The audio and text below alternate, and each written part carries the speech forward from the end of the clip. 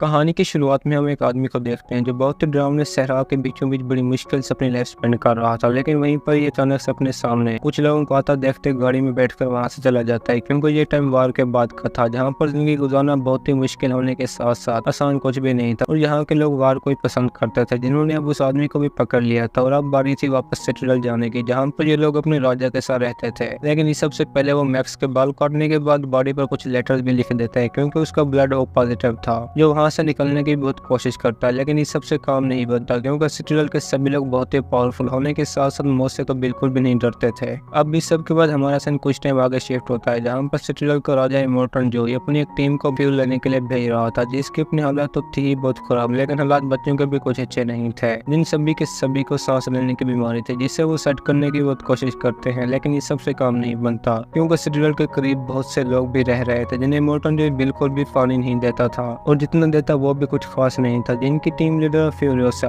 इमोर्टन की बातें सुनते ही वहां से रवाना हो जाता है, लेकिन उसका प्लान ही कुछ और था, जो अचानक से आगे जाने की बजाय अपने ट्रक का रास्ता ही चेंज कर देते, जिसे इमोर्टन के सिपाही भी बात करने की कोशिश करते हैं। लेकिन फिरोसा पर इन सभी का जरा बेसर नहीं होता, क्योंकि वो थी जो टीम लीडर, जिसके बारे में अब इमोर्टन को भी पता चल चुका था कि फिरोसा रागपात की तरफ जा रही है। लेकिन वो ये देखते ही जान जाता है कि फिरोसा ने हमें धोखा दिया, क्योंकि वो इमोर्टन की सभी बीवी को भी अपने साथ ले जा चुके थे। जो देखे वो खुद भी गुस्से में आकर अपनी पूरी आर्मी को फिरोसा के पीछे लगा देता है, क्योंकि इमोर्टन के लिए बीवियां सब कुछ थी। जिनमें से अब हम वहीं पर इमोर्टन के एक बेटे को भी देखते हैं, जो अपने बाप की नजरों में इज्जत कमाना चाहता था, जिसकी वजह से मैक्स को अपने साथ लेते ही गाड़ी में बैठकर उनके पीछे लग जाता है, क्योंकि मैक्स की मदद से उसका ब्लड साफ हो रहा था। और ऊपर से इन लोगों का जंग का अंदाज भी बहुत वंडरफुल था, जो इसे खुद ही बड़े मजे के साथ अटेंड कर रहे थे, क्योंकि इस जगह पर वार के सिवा कुछ भी नहीं होता था। जो सभी अब एक साथ इमोर्टन के साथ आगे बढ़ते जा रहे थे, जिनके बारे में अब फिरोसा को भी पता चल चुका था कि इमोर्टन की पूरी आर्मी इनके पीछे लग चुकी है, लेकिन उस पर फिर भी किसी चीज का असर नहीं होता। जिनके पीछे पीछे वहीं पर कुछ और लोग भी पहुंच चुके थे, ताकि फिरोसा के पास मौजूद सारा फ्यूल ले सके, लेकिन ऐसा कर पाना उनकी भूल थी। जिनके ट्रक के करीब पहुंचते ही अब उनकी आपस में फाइट भी शुरू हो जाती है, जिस काम को करने में इमोर्टन के सिपाही भी इसकी मदद करते हैं। और ये लड़ाई भी बहुत मजेदार होने वाली थी, क्योंकि अब फिरोसा के पीछे इमोर्टन और ये लोग भी लग चुके थे, और ऊपर से अब नक्स भी इन्हीं के करीब पहुंच चुका था, जो हर हाल में फिरोसा को अपने साथ ले जाना चाहता था। लेकिन लड़ाई तो बहुत ही शानदार होने वाली थी, और ऊपर से फिरोसा को पकड़ पाना भी सबके बस में नहीं था, जिस पर दूसरी टीम भी बड़ी तेजी के साथ हमला करते जा रहे थे। जिन सभी की तरफ अब एक जोरदार तूफान भी बढ़ रहा था, जिससे बच पाना तो बहुत ही मुश्किल था। लेकिन फिरोसा फिर भी अपने ट्रक को अंदर ले जाती है, जिसका पीछा करते हुए नक्स भी उसी की तरफ बढ़ने लगता है, और वो इस सब से बचने के लिए मैक्स को भी आजाद कर देते हैं। जिनकी अब वहीं पर लड़ाई भी होती है, क्योंकि ये तूफान बहुत ही खतरनाक था, जिसके अंदर कुछ लोगों की जान जाने के बाद आखिरकार थाम ही जाता है। जिसके बाद हम दोबारा से मैक्स को सैन के अंदर धंसा हुआ देखते हैं, लेकिन वो फिर भी पूरी तरह से आजाद नहीं था, क्योंकि मैक्स का हाथ उसके हाथ के साथ बंधा हुआ था, जिससे अब वो अपने साथ लेते ही आगे बढ़ने लगता है, क्योंकि फिरोसा का ट्रक भी उसी के करीब था, जो सभी लड़कियों के साथ खुद को साफ कर रही थी, क्योंकि उनके पास पानी और फ्यूल भी बहुत बड़ी तादाद में था। जो मैक्स को अपने सामने देखते ही डर जाते हैं, क्योंकि वो वापस तो बिल्कुल भी नहीं जाना चाहती थी। जिनके पास मैक्स भी पानी देखकर पाइप लेते ही पीने लगता है, लेकिन गन अब तक भी उसी के हाथ में थी, जिसका फायदा उठाकर वो लड़कियों से अपनी चेन खोलने का भी कहता है, लेकिन ऐसा कर पाना उनके बस में नहीं था। ऊपर से इमोर्टन की आर्मी भी उनके पीछे लगी हुई थी, जिसे देखते हैं फिरोसा भी उससे बचने के लिए मैक्स के साथ लड़ने लगती है, ताकि वो आगे बढ़ सके। लेकिन अब तो नक्स भी जाग चुका था, और उसका अपना भी मिशन फिरोसा को पकड़ना था, जिसकी वजह से दोनों एक साथ लड़ाई के दौरान फिरोसा पर भारी पड़ जाते हैं। ऊपर से नक्स मैक्स की चेन खोलते ट्रक लेकर वहां से चला जाता है, लेकिन चला पाना उनके बस में भी नहीं था, क्योंकि फिरोसा ने ट्रक के अंदर लॉक लगा रखे थे, जो कुछ टाइम आगे जाते ही वहीं पर रुक जाता है। और ये भी अपनी सभी लड़कियों के साथ पीछा करते वहीं पहुंच चुके थे, क्योंकि अब मैक्स के पास भी उन्हें साथ लेने के सिवा कोई रास्ता नहीं था। आखिरकार ये सभी एक साथ ट्रक के अंदर बैठे आगे बढ़ने लगते हैं, लेकिन मैक्स को अब भी उन पर यकीन नहीं था, जिसकी वजह से ट्रक के अंदर मुझे सभी गन से उठाकर अपने पास रख देता है, ताकि वो उसे मार न सके। जिनके ट्रक के अंदर अब नक्स भी छुप कर अंदर पहुंच चुका था, और ऊपर से इमोर्टन की पूरी आर्मी भी इन्हीं के पीछे लगी हुई थी, जिन्हें देखे वो सभी और भी ज्यादा डर जाते हैं, क्योंकि बचना तो हर हाल में ही था। जिसकी वजह से मैक्स बाहर निकलते ही फ्यूल टैंक के पास पहुंच जाता है, क्योंकि उसके व्हील जैम हो चुके थे, जिन्हें सेट करते अब ये भी पहाड़ियों की तरफ बढ़ रहे थे, क्योंकि नक्स खुद भी अंदर पहुंच चुका था, जिसे फिरोसा मरने ही वाली थी कि तभी लड़कियां रोक लेते हैं, क्योंकि वो बस इमोर्टन का एक गुलाम ही था। जिसे ट्रक से बाहर फेंकते ये भी पहाड़ियों की तरफ आगे बढ़ने लगते हैं, क्योंकि फिरोसा ने उन्हें फ्यूल देने का वादा कर रखा था, जिसकी वजह से इन्हें अंदर छुपाते ही खुद ट्रक रोककर बाहर पहुंच जाते हैं। लेकिन जाने से पहले उसने मैक्स को सभी इंजन की सारी सेटिंग समझा दी थी, क्योंकि वो लोग भी फिरोसा पर गुस्सा था, जो अपने पीछे इमोर्टन की इतनी बड़ी आर्मी से मुकाबला तो बिल्कुल भी नहीं कर सकते, जिन्हें वो अपने करीब देखते ही आगे बढ़ने लगते हैं, क्योंकि ट्रक को इस बार मैक्स चला रहा था, जिसकी वजह से फिरोसा खुद भी किसी तरह अंदर पहुंच जाती है। लेकिन इमोटन की आर्मी के आने से पहले वो रास्ता ही बंद कर देते हैं। जो रुकने वाले तो फिर भी नहीं थे और ऊपर से तो इनकी गाड़ियां भी फुली जंग के लिए तैयार थी। लेकिन दूसरी तरफ अब बाइकर भी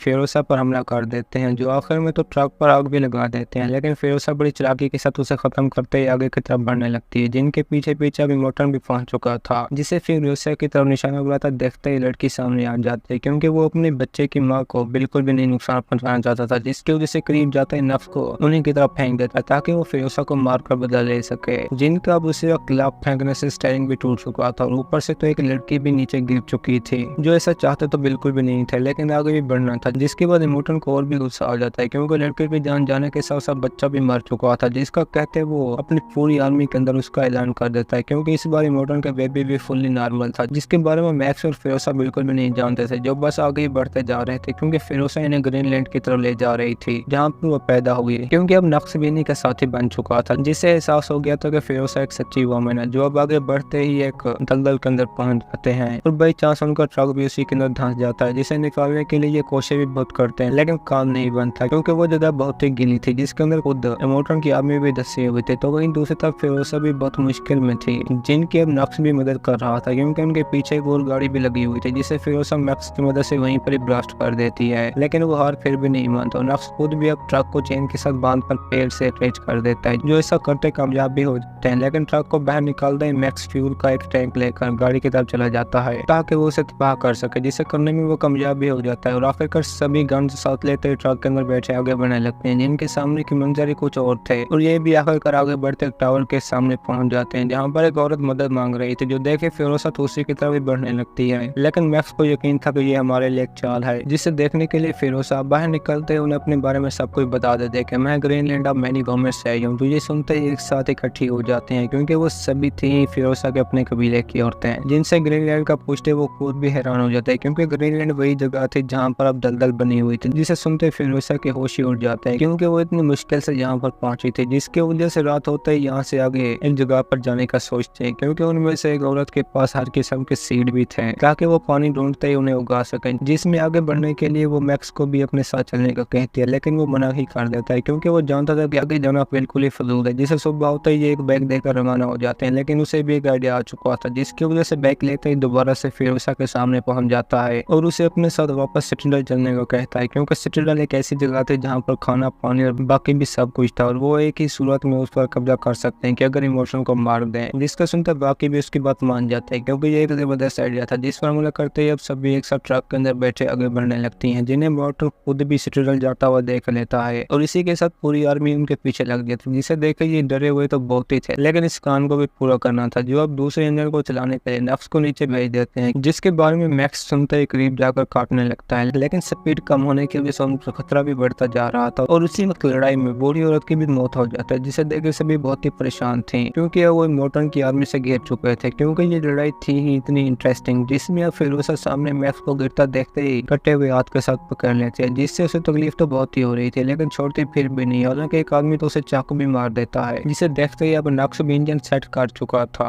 और वो मैक्स को बचाने के लिए उसे दूसरे ट्रक के ऊपर फेंक देता है, क्योंकि ट्रक की स्पीड बढ़ने के साथ साथ फिरोसा की अपनी हालत भी बहुत खराब होती जा रही थी। ऊपर से मैक्स ने खुद भी मोटर के ट्रक पर कब्जा कर लिया था, लेकिन फिरोसा की खराब हालत को देखकर उसे बाहर निकलना ही पड़ता है, लेकिन उसे वहीं पर एक और आदमी पकड़ते म्यूजिक वाले के पास ले जाता है, जिसे मैक्स किसी तरह तबाह करते ट्रक के अंदर पहुंचकर इमोटन के बेटे के साथ लड़ने लगता है, क्योंकि सभी लड़कियां अब जहाँ इमोटन की गाड़ी के अंदर रही थी, जिसके साथ लड़ाई में अब फिरोसा भी इमोटन का चेहरा ही पूरी तरह उतार देते और आखिर में सभी एक साथ ही गाड़ी के अंदर पहुंच चुके थे, लेकिन यहाँ पर नक्श सभी की जान बचाने के लिए खुद की कुर्बानी दे देता है, जिसके बाद अब ये लोग भी आखिरकार सिटिडल की तरफ रवाना हो जाते हैं, जहाँ पर फिरोसा की हालत भी बहुत खराब थी, लेकिन रास्ते में मैक्स उसे अपना खून देकर बचा ही लेता है और सिटिडल पहुंचने के बाद सभी लोग इमोटन को मरा हुआ देखते हुए खुश भी बहुत हो जाते हैं और फिरोसा को ऊपर लाते ही अपना गॉड समझ लेते हैं, लेकिन मैक्स अब भी उसी के साथ नहीं चलता, जो नीचे उतरते ही अपने रास्ते पर निकल पड़ते हैं और ये भी अंदर जाने के बाद लोगों में पानी को छोड़ देते हैं, जो मंजर बहुत खूबसूरत और देखने के लायक था। कहानी की शुरुआत में फिरोसा नाम की एक बच्ची को देखते हैं, जो अपने दोस्त के साथ एक पेड़ पर जाते ही फल तोड़ने लगते हैं, क्योंकि वो दोनों बहुत ही वीरान इलाके में रहती थी, जिनके चारों तरफ सिर्फ उसे सराह के सिवा कुछ भी नहीं था। इतने में फिरोसा को वहाँ पर कुछ बाइक राइडर्स दिखाई देते हैं, जो जंगल में किसी जानवर का शिकार करते उसे खा रहे थे। फिरोसा खुद भी उन्हें देखकर अपनी दोस्त को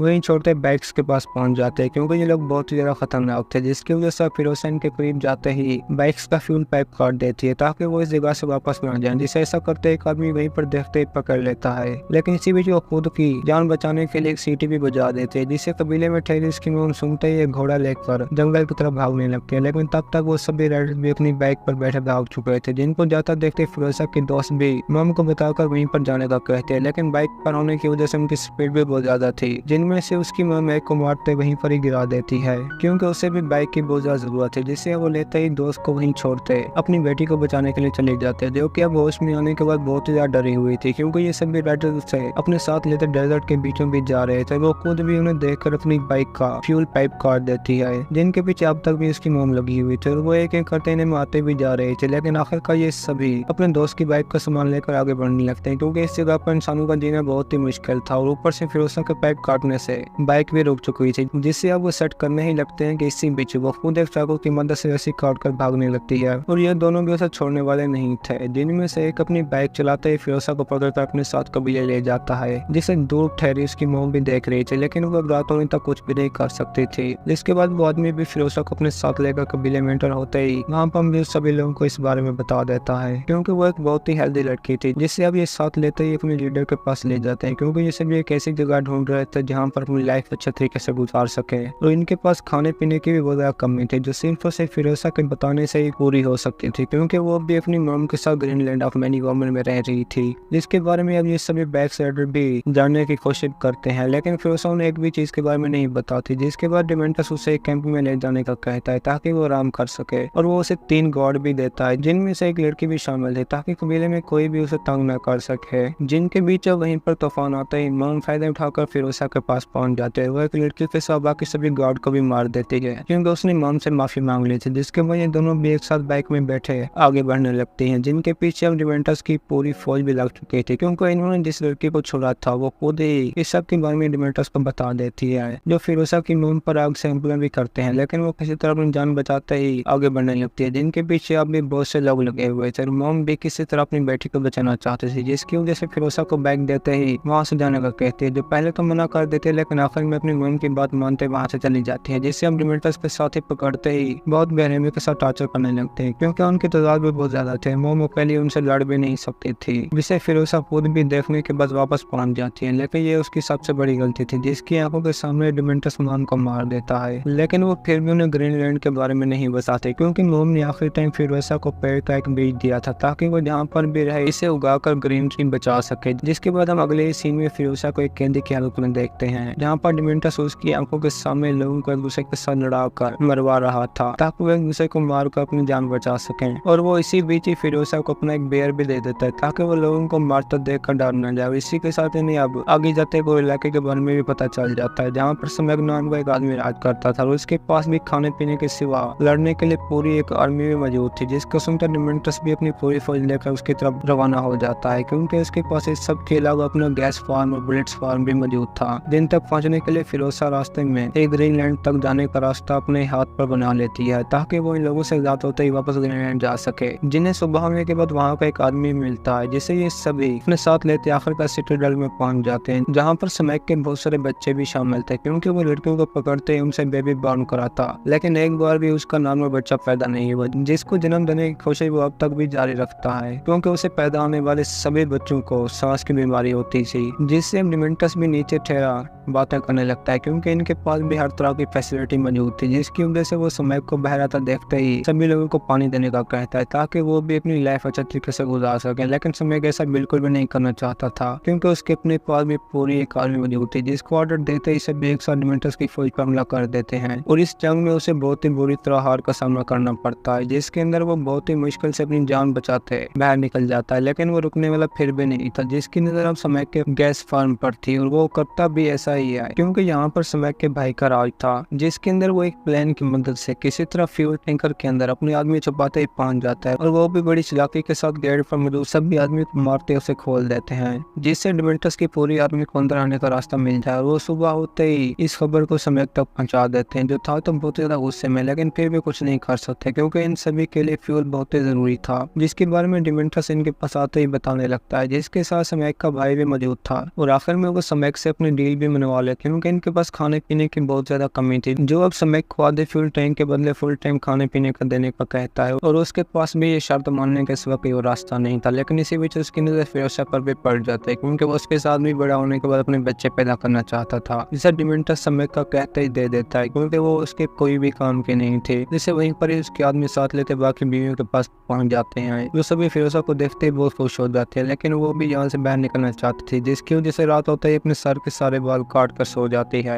जिसे वहीं पर समय का बेटा जुनून उठाकर अपने साथ ले जाता है, तो वो इसी बीच ही बाल कटे होने की वजह से उसके हाथों भाग जाती है, और वो फिरोजा को ढूंढ भी नहीं पाते, जो अब उन्हीं की मैकेनिक टीम में एक लड़का बनकर काम कर रही थी, ताकि समय को उसके बारे में पता भी न चले। और ऊपर से वो अपने काम में भी बहुत ज्यादा महक थी, जिसको लेकर सभी लोग उसे बहुत ज्यादा खुश हो जाते हैं। जो आहिस्ता से बड़ी होते पूरी तरह एक नौजवान लड़की बन चुकी थी, लेकिन उसके बारे में कोई भी नहीं जानता था, क्योंकि फिरोजा एक लड़का होने के साथ साथ गूंगी भी थे, जो इस बार एक ऐसा ट्रक बना रहे थे जिसे रोक पाना किसी के बस में नहीं। और वो उसे आखिरकार बड़ी मेहनत के साथ बना भी लेते हैं, जिसे चलाने वाला भी कोई और नहीं बल्कि जैक नाम का एक आदमी था, जो इन सभी काम में बहुत ज्यादा माहिर था, क्योंकि वो आज तक जिस टैंक में भी फ्यूल लेने के लिए गया कभी खाली लौटा नहीं। और इस बार तो उसके साथ फिरोजा खुद भी शामिल थे, जिनके चारों तरफ समय के आदमी मौजूद थे, क्योंकि रास्ते में कुछ लुटेरे उन पर हमला करते थे, जो इस बार भी सामने आने के बाद वैसा ही करते हैं। लेकिन इनके पास भी बहुत ज्यादा पावरफुल ट्रक था, जिनकी लड़ाई में कुछ इस साइड पर कुछ उस साइड पर लोग भी मरते हैं, लेकिन वो थी बहुत ही शानदार, क्योंकि दूसरों के पास पैराशूट होने के साथ सामने वाली चीजें भी मौजूद थी, जिनके साथ लड़ते लड़ते इन सभी के मेंबर भी मारे जाते हैं। और आखिर में जैक को फिरोजा के बारे में भी पता चल जाता है, लेकिन वो उसे कुछ भी नहीं कहता, क्योंकि उसने बहुत ही बहादुरी के साथ लोगों का मुकाबला किया था। लेकिन वो लड़ाई के बाद वहीं पर ही जैक के सर पर गन पॉइंट कर देते, जो अपने काम में माहिर होने की वजह से झटके से फिरोजा को नीचे गिरा देता है, जिसे वो पहला छोड़ना भी नहीं चाहता था। और इसी वजह से फिरोजा के पास वापस आते उसे अपने साथ ले जाता है, जिनकी आखिरकार गैस फार्म में एंट्री हो ही जाती है, जहाँ पर डिमेंटस के सभी लोग टैंकर से खाने की सब्जियां निकालते फ्यूल के साथ फुल कर देते हैं। और इसी के साथ ही ये दोनों उसे सिलेंडर में ले आते हैं, और इस सब के अलावा ये दोनों और भी मिशन एक साथ पूरा करते हैं, जिन्हें एक दिन डिमेंटस अपने जाल में फंसाते ही हमला कर देता है, क्योंकि वो अब इनका पूरा फ्यूल भी नहीं दे रहा था, जिसकी वजह से ये दोनों किसी तरह अपनी जान बचाते ही वहां से निकल कर सिलेंडर में पहुंच जाते हैं, और समय को भी सब के बारे में बता देते हैं। लेकिन उस पर जरा भी असर नहीं हो रहा था, क्योंकि वो पहले से ही डिमेंटस को लेकर बहुत ज्यादा गुस्से में था, जो अब पूरे के पूरे सिलेंडर पर कब्जा करना चाहता था। जिसके अगले दिन ये दोनों एक साथ प्लान बनाते गैस फार्म की तरफ निकल पड़ते हैं, लेकिन इस बार फिरोजा जैक के साथ नहीं थी, जो पीछे आने वाली गाड़ी को चला रही थी। और ऊपर से फार्म का हाल भी कुछ अच्छा नहीं था, जो इनके टैंक और गाड़ियों को अंदर आता देखते ही गेट लॉक करते हमला कर देते हैं। लेकिन फिरोजा इसी बीच अपनी गाड़ी बाहर निकाल लेती है, जिन पर अब डिमेंटस के साथ से हमला करते ही सभी लोगों को मार देते हैं, क्योंकि इनका टैंक भी अब बाहर नहीं निकल सकता था, जिसकी वजह से वो फिरोजा के साथ गाड़ी में बैठकर जाने की बजाय उसे वहीं पर चलाने लगता है, जहाँ पर फिरोजा उसे प्रोटेक्शन दे रही थी, क्योंकि डिमेंटस खुद भी उसे मारने के चक्कर में था। तो इसी बार एक चाल की मदद से सामने आते ही फिरोजा पर भी हमला कर देता है, और उन्होंने टैंक को भी पकड़ लिया था, जिसके बाद ये दोनों उसे देखते ही एक साथ बाइक पर बैठे गाड़ी तक पहुंच जाता है, क्योंकि डिमेंटस अब भी उनके पीछे लगा हुआ था, और उसके पास गाड़ी भी फुल एडवांस थी, जिसे वो तेजी के साथ चलाता ही आखिरकार इन दोनों पर हमला करते ही शराब में गिरा देता है, और ऊपर से दोनों को बाहर निकालते ही टॉर्चर भी करने लगता है। लेकिन जैक के साथ वो बहुत ही बुरा सलूक करता है, जिसे बाइक के साथ बांधते ही वहीं पर घसीटते डिमेंटस के लोग मार देते हैं, और फिरोजा को भी एक हाथ के साथ बांध पर लटका देते हैं। लेकिन वो किसी भी हाल में इस जगह से बाहर निकलना चाहती थी, जिसकी वजह से रात होते अपना ही एक हाथ काट कर वहां से भाग जाती है, और डिमेंटस उसका पीछा न कर सके, इसी वजह से उसकी गाड़ी को भी तबाह कर देती है। लेकिन वो भी सिलेंडर पर कब्जा करना चाहता था, जिसके बारे में फिरोजा सिलेंडर जाते ही बता देती है, जो सभी पहले से इस खबर को सुनकर बहुत ज्यादा परेशान थे। और इसी के साथ उनकी ये लड़ाई पूरे 40 दिन तक जारी रहती है, जहाँ पर फिरोजा ने भी अपने लिए एक मशीनी हाथ बना लिया था। लड़ाई में शामिल होने के लिए एक गाड़ी लेते ही वहीं पहुंच जाते हैं, जहाँ पर चारों तरफ तबाही के सिवा कुछ भी नहीं था, और ऊपर से वो खुद भी डिमेंटस को मारना चाहते थे, जिसकी वजह से इन लोगों से छुपते ही उसी की तरफ जाने लगते हैं। वो अकेले ही उसका बड़ी बहादुरी के साथ मुकाबला करती है, जहाँ पर आखिर में एक तूफान के साथ उन दोनों का आमने सामने एक मुकाबला हो ही जाता है। लेकिन डिमेंटस को मरने का कोई भी खौफ नहीं था, क्योंकि वो जानता था कि मैं और फिरोजा पहले से ही मरे हुए हैं, जिसे अब वो तकलीफ देने के लिए सिलेंडर जाता ही अपनी मौम के दिए हुए बीज उसी के अंदर उगा देती है, जिससे उसे तकलीफ तो बहुत ही ज्यादा हो रही थी, लेकिन वो कुछ भी नहीं कर सकता था, क्योंकि वो पेड़ बहुत ही बड़ा हो चुका था, और वो खुद भी उस पेड़ पर उगने वाले पहले फल को साथ लेकर सभी समय की बीवी वो खिला देती है, जिन्हें अब वो रात होने के बाद इस जगह से बाहर लेकर जाने वाली थी। और इसी के साथ हमारी आज की ये कहानी भी खत्म होती है। दोस्तों, अगर आपको हमारी कहानी पसंद आई हो तो वीडियो को लाइक और चैनल को सब्सक्राइब जरूर कीजिए।